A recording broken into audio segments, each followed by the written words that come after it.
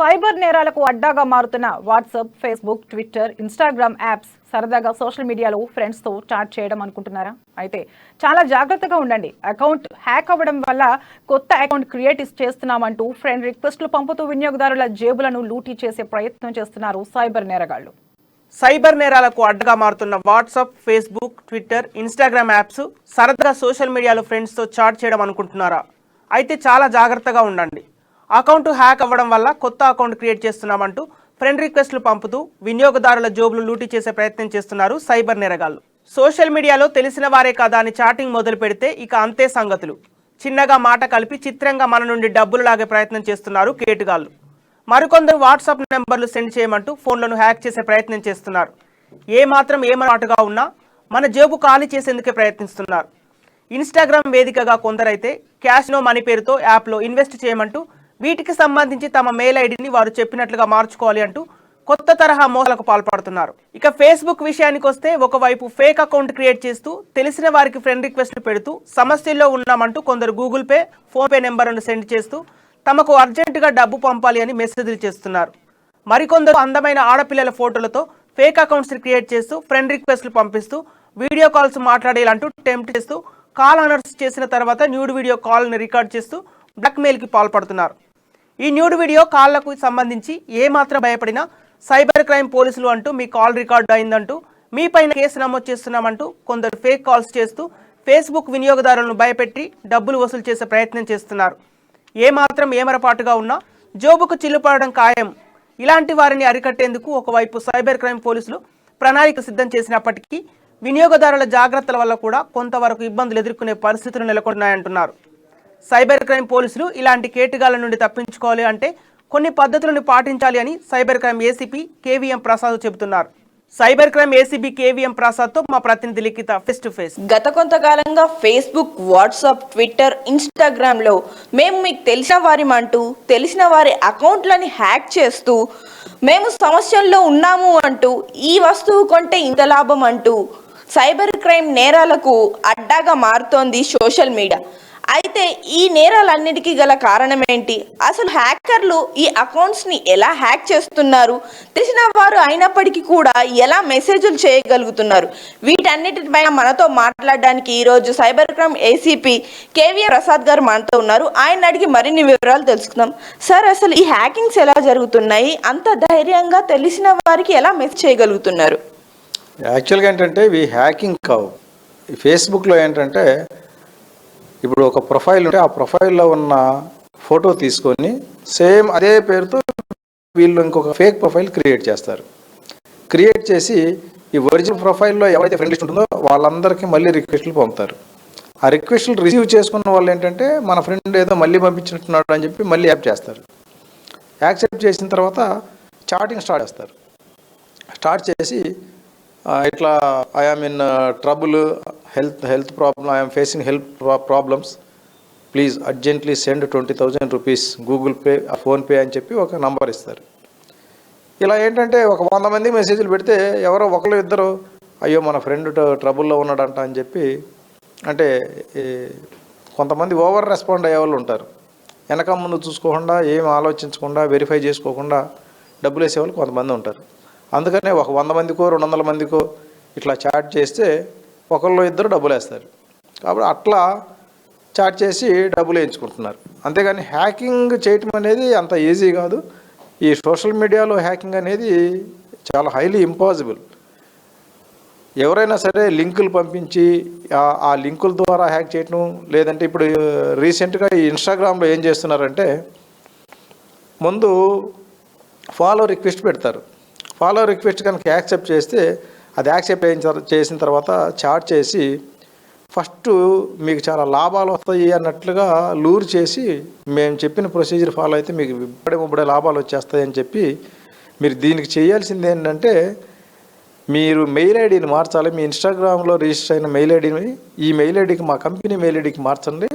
అప్పుడు మేము మీకు బిజినెస్ ప్రమోట్ చేసి మీకు లాభాలు ఇప్పిస్తామని చెప్తారు. ఎప్పుడైతే మన ఇన్స్టాగ్రామ్ అకౌంట్లో ఉన్న మెయిల్ ఐడిని కనుక మారుస్తామో వాళ్ళు చెప్పినట్లుగా, అది వాళ్ళ మెయిల్ ఐడి, దాని పాస్వర్డ్, యూజర్ నేమ్లు దాని పాస్వర్డ్ వాళ్ళ దగ్గర ఉంటుంది. అది మార్చిన వెంటనే వాళ్ళు రీసెట్ పాస్వర్డ్ కొడతారు. రీసెట్ పాస్వర్డ్ కొడితే దానికి ఒక ఓటీపీ పంపుతారు. ఆ ఓటీపీ మెయిల్కి వెళ్తుంది. ఆ మెయిల్ వాళ్ళది మెయిల్ మార్చాం కాబట్టి వాళ్ళ మెయిల్కి వెళ్తుంది. వాళ్ళు అది చూసుకొని పాస్వర్డ్ చేంజ్ చేసేస్తారు. అప్పుడు ఒరిజినల్ అకౌంట్ ఎవరైతే ఉందో వాళ్ళకి యాక్సెస్ పోతుంది. ఫ్రాడస్టర్ చేతిలోకి అకౌంట్ వెళ్ళిపోతుంది. అది వెళ్ళిపోయిన తర్వాత ఆ అకౌంట్ను ఉపయోగించుకొని వాళ్ళ ఫ్రెండ్స్ అందరికీ కమ్యూనికేట్ చేయటం, డబ్బులు అడగటం, ఇంకా వివిధ రకాలైన నేరాలు చేయడానికి పాల్పడతారనమాట. సార్ ఇట్లాగే ఈ హ్యాకర్స్ అనే వాళ్ళు కొంతమంది ఏం చేస్తున్నారు అంటే మీకు సంబంధించిన వాట్సాప్ నెంబర్ ఏదైతే ఉందో, ఎప్పుడైతే వాట్సాప్లో కొత్త ఫ్యూచర్ డబ్బులు యాడ్ చేసుకోవచ్చు, వాట్సాప్ నుండి మనీ పంపొచ్చు అని ఏదైతే జరిగిందో అప్పటి నుండి మీ వాట్సాప్ నెంబర్ మాకు సెండ్ చేయండి, నీ వాట్సాప్ నెంబర్ మాకు మిస్ అయింది అని కూడా అంటున్నారు. దీనివల్ల ఎలాంటి లాభం ఉండొచ్చు హ్యాకర్స్ కావచ్చు, మనకు ఎలాంటి నష్టం ఉండొచ్చు సార్? కేవలం వాట్సాప్ నంబర్ షేర్ చేయటం వల్ల ఏమి లాభం ఉండదు. వాట్సాప్లో ఏంటంటే మన నంబరు వేరే వాళ్ళు రిజిస్టర్ చేసుకుంటేనే ప్రాబ్లం. కాబట్టి అది రిజిస్టర్ చేసుకోవాలి అంటే మన నంబర్ని అవతల వ్యక్తి రిజిస్టర్ చేసుకున్నప్పుడు ఓటీపీ వస్తుంది. ఆ ఓటీపీ మనకు వస్తుంది, ఎందుకంటే ఫోన్ నంబర్ మన దగ్గర ఉంది కాబట్టి. మనం అది చూసుకోకుండా అవతల వ్యక్తికి, క్రిమినల్కి చెప్పేసినామంటే మన వాట్సాప్ అతని చేతిలోకి వెళ్ళిపోద్ది. కాబట్టి ఇట్లా మన ప్రమేయం లేకుండా హ్యాక్ చేయటం అనేది అసాధ్యం. మనం ఓటీపీ చెప్పటమో, లేకపోతే మన యాక్సెస్ వాళ్ళకి ఇవ్వటమో, లేకపోతే దాని యొక్క పాస్వర్డ్స్ చెప్పేయటమో, ఇటువంటివి చెయ్యకపోతే వాళ్ళుగా ఒక సోషల్ మీడియా అకౌంట్ని హ్యాక్ చేయడం అనేది హైలీ ఇంపాసిబుల్. మన వాళ్ళు ఏంటంటే తెలియక ఇట్లా లాభాలు వస్తాయి, మా కంపెనీ ట్రేడింగ్ చేస్తాము, మీకు చాలా లాభాలు ఇప్పిస్తాము, అది ఇదనే మాటలు చెప్తే అది నమ్మేసేసి వాళ్ళ కంపెనీ మెయిల్ ఐడిని చేంజ్ చేస్తారు. వాళ్ళు ఇచ్చిన మెయిల్ ఐడిని ఇన్స్టాగ్రామ్ మన అకౌంట్లో చేంజ్ చేస్తారు. ఆ చేంజ్ చేయడం అనేది చాలా డేంజర్. అట్లాగే ఈ ఓటీపీలు వాట్సాప్లో అంటే ఆ టెక్స్ట్ అంతా చదువుకొని చెప్పేస్తున్నారు. టెక్స్ట్ అంతా చదివితే ఏంటంటే దాంట్లో క్లియర్గా ఉంటుంది, ఈ ఓటీపీ అనేది నీకు రిజిస్ట్రేషన్, నీ వాట్సాప్ రిజిస్ట్రేషన్కి సంబంధించిన ఓటీపీ, ఇది చెప్తే కనుక నువ్వు డౌన్లోడ్ చేసుకున్న డివైస్లో ఇది యాక్టివేట్ అవుతుంది అని వస్తుంది. ఇప్పుడు అది యాక్టివేట్ అయిన తర్వాత క్రిమినల్ ఏం చేస్తున్నాడు అంటే దాన్ని 2 ఫ్యాక్టర్ అథెంటికేషన్ చేస్తున్నాడు. ఆ 2 ఫ్యాక్టర్ అథెంటికేషన్ చేసుకోవడం వల్ల అంటే ఒరిజినల్ యూజర్ ఎవరైతే ఉన్నారో వాళ్ళు మళ్ళీ దాన్ని తిరిగి పొందడం అనేది సాధ్యపడడం లేదు. కాబట్టి క్రిమినల్ చేతికి ఒకసారి వెళ్ళిందంటే దాన్ని మనం గెయిన్ చేయడం చాలా కష్టం. మళ్ళీ వాట్సాప్కి లేదా ఇన్స్టాగ్రామ్ ఆ సోషల్ మీడియా మేనేజ్మెంట్స్కి కరస్పాండెన్స్ చేసి ఇప్పించాల్సి వస్తుంది. చాలా వరకు ఇస్తున్నారు, కొన్నిట్లో వాళ్ళు కూడా ఇవ్వని పరిస్థితి ఉంది. కాబట్టి ఇట్లా ఈ వాట్సాప్ ఓటీపీలు కానీ, అదే ప్రొఫైల్స్ మన పాస్వర్డ్స్ కానీ, అట్లాగే మన ప్రొఫైల్లో ఉన్న మెయిల్ ఐడిని, కనెక్టెడ్ మెయిల్ ఐడిని చేంజ్ చేయటం, ఇటువంటి పనులు చేయకూడదు. ఇటువంటివి చేస్తే కనుక మన అకౌంట్స్ హ్యాక్ అయిపోయి మన అకౌంట్స్ని క్రైమ్కి మిస్యూజ్ చేసే పరిస్థితి ఉంటుంది. ఇప్పుడు చాలామంది ఏం చేస్తున్నారంటే ఇట్లా ఇన్స్టాగ్రామ్ అకౌంట్ని హ్యాక్ చేసిన తర్వాత దాంట్లో ఒక పోస్ట్ పెడుతున్నారు, నేను నిన్న 50,000 పెడితే నాకు ఈ క్రిప్టో ట్రేడింగ్లో 4 లక్షల లాభం వచ్చినాయి, మీరందరూ కూడా ఇందులో క్రిప్టో ట్రేడింగ్లో ఇన్వెస్ట్ చేసి లాభాలు పొందండి అని పెడతారు. పెట్టి ఒక లింక్ ఇస్తారు ఫర్ డీటెయిల్స్ అని. ఆ లింక్ కొడితే అది క్రిమినల్కి పోతుంది. క్రిమినల్ వాడు కమ్యూనికేట్ చేసి మన చేత క్రిప్టోలో ఇన్వెస్ట్ చేయించి టోటల్గా పాస్ అయ్యేటట్లు చేస్తారనమాట. కాబట్టి ఇట్లా క్రిమినల్స్ యొక్క వర్డ్స్ని మనం నమ్మేసి వాళ్ళు చెప్పినట్లు చేస్తే కనుక అకౌంట్స్ హ్యాక్ అవుతాయి. ఆ తర్వాత మన అకౌంట్స్ని మిస్యూజ్ చేసి మన ఫ్రెండ్స్కి, వేరే వాళ్ళకు కూడా లాస్ చేస్తారు. సార్ అంతేకాకుండా ఈ మధ్య చూసుకున్నట్లయితే ఫేస్బుక్లో కొంతమంది అన్వాంటెడ్ వర్డ్స్ మనకు రిక్వెస్ట్లు పెట్టడం, రిక్వెస్ట్ యాక్సెప్ట్ చేసిన తర్వాత కొన్ని వీడియో కాల్స్ అవి బయటకు వస్తున్నాయి. దీనిపైన మీ కామెంట్స్, అట్లాంటి వాళ్ళ నుండి ఎలా తప్పించుకోవాలి, అవి ఎందుకు జరుగుతున్నాయి అసలు? ఇప్పుడు ఫేస్బుక్లో ఏంటంటే లేడీస్, జెంట్స్కి అన్నోన్ లేడీస్, స్ట్రేంజర్స్ రిక్వెస్ట్లు పంపుతున్నారు. వాళ్ళ ప్రొఫైల్లో ఏంటంటే పిక్స్, చాలా అందమైన పిక్స్ పెడతారు. ఆ పిక్ నుంచి రిక్వెస్ట్ రాగానే అబ్బాయిలు యాక్సెప్ట్ చేసేస్తున్నారు. యాక్సెప్ట్ చేసిన తర్వాత చాట్ చేసి మెసెంజర్లో వాట్సాప్ నెంబర్ తీసుకుంటున్నారు. ఈ వాట్సాప్ నెంబర్ తీసుకున్న తర్వాత వాట్సాప్లో కొంత చాట్ చేసి తర్వాత నూడ్ వీడియో కాల్ చేస్తామంటాం.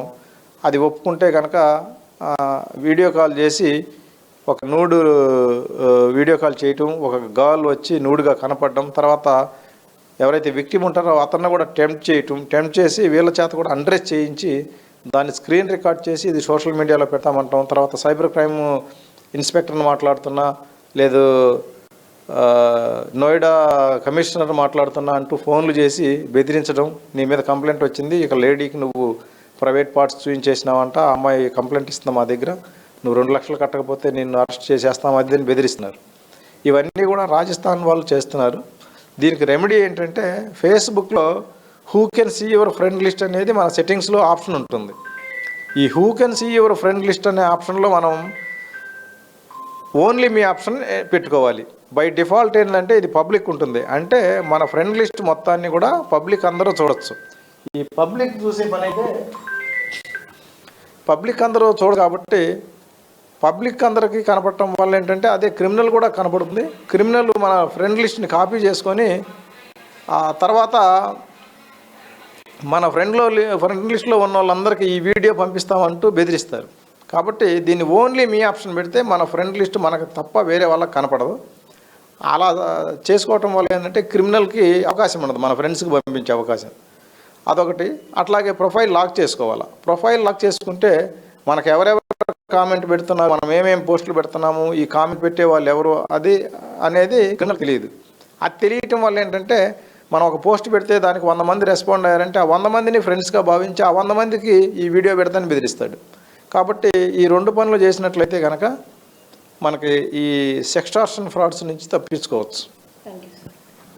సో మనం ఇక్కడ చూసుకున్నట్లయితే సోషల్ మీడియా ఎవరైతే వాడుతున్నారో అలాగే ఫేస్బుక్, ఇన్స్టాగ్రామ్ వాడేవారు దయచేసి తమ మెయిల్ ఐడికి సంబంధించిన విషయాల్లో చాలా జాగ్రత్తగా ఉండాలి. అలాగే కొత్త ఫ్రెండ్ రిక్వెస్ట్లు ఏవైతే వస్తున్నాయో వాటి విషయాల్లో మాత్రం జాగ్రత్తగా ఉంటూ ఎవరైతే మనకు తెలిసిన వారు ఉన్నారో వారిని మాత్రమే యాక్సెప్ట్ చేస్తూ ప్రొఫైల్ని ఎప్పుడు కూడా కేవలం లాక్లోనే పెట్టుకోవడం చాలా ఉచితం అని చెప్పేసి ఇక్కడ సైబర్ క్రైమ్ పోలీసులు అయితే చెప్పడం జరుగుతుంది. ఇది ఇక్కడి పరిస్థితి. గత కొంతకాలంగా సైబర్ క్రైమ్ కు సంబంధించి యువత ఎక్కువగా సైబర్ నేరగాల వలలో పడుతున్నారని ఒక సర్వే ద్వారా తెలిసింది.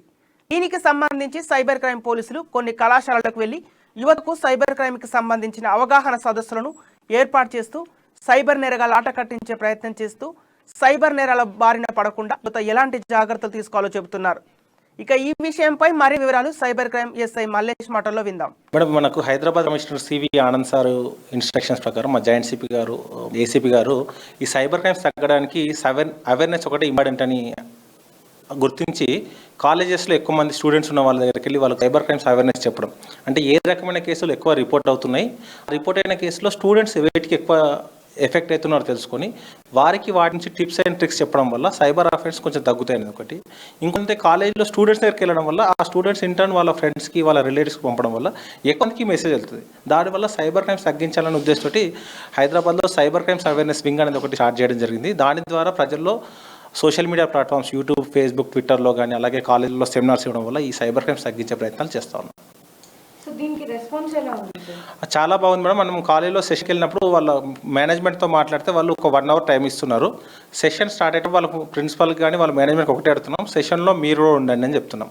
అలా ఉండడం వల్ల ఏం జరుగుతుందంటే ఆ సెషన్ 1 అవర్ సెషన్ కాస్త 2.5 అవర్స్ కూడా అవుతుంది. ఎందుకంటే వాళ్ళకి అంత ఇంట్రెస్టింగ్ వేలో చెప్తాం, ప్రాక్టికల్ కేసెస్ చెప్పడం వల్ల వాళ్ళు చాలా జాగ్రత్తగా ఉంటున్నారు. టిప్స్ అండ్ ట్రిక్స్ చెప్పడం వల్ల ఎక్కువ రెస్పాన్స్ వస్తుంది. ప్రతిరోజు ఆ ఫీడ్బ్యాక్ వాళ్ళ కాలేజీలో కలెక్ట్ చేసిన ఫీడ్బ్యాక్ కూడా మాకు ఇస్తున్నారు. అంటే కొత్త విషయాలు సార్, బయట ఎక్కడ తెలియని విషయాలు మీ వాళ్ళకి తెలిసే అని చాలా పాజిటివ్ రెస్పాన్స్ ఉంది. సొసైటీలో కూడా వెళ్తూ ఉంది ఈ మెసేజ్. సో మీకు ఇప్పటి వరకు ఇట్లాంటి సమస్యలకు మేము బాగా సఫర్ అయ్యాం సార్, మీ వల్ల ఇప్పుడు మాకు మంచి లాభం అయితే కలిగింది అని చెప్పండి. అంటే మెయిన్ అంటే మనకు ఈ సోషల్ మీడియాకి సంబంధించి యూట్యూబ్లో దాంట్లో రిప్లైస్ కూడా వస్తున్నాయి. ఈ హనీ ట్రాప్ సంబంధించి ఒక మంచి రెస్పాన్స్ వచ్చింది. మెయిన్ ఏంటంటే హనీ ట్రాప్ సంబంధించి మనం ఎంతసేపు హనీ ట్రాప్ జరుగుతుంది, ఇట్లా మోసపోతున్నారని చెప్పడంతో దాని నుంచి ఎట్లా తప్పించుకోవాలి కొన్ని టిప్స్ చెప్పాం.